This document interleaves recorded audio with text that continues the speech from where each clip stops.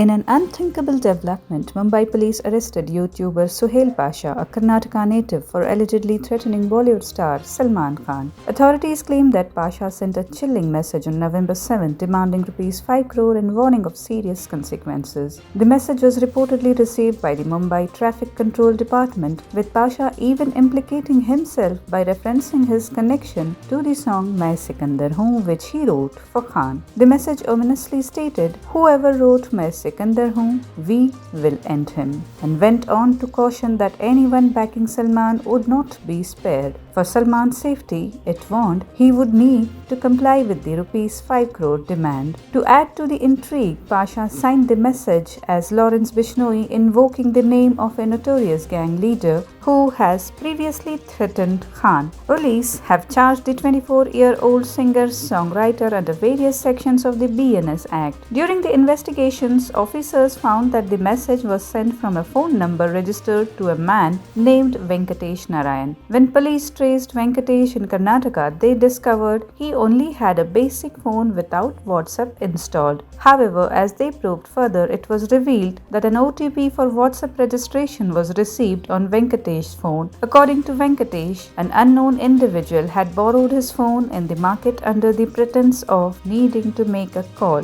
using that opportunity to install WhatsApp.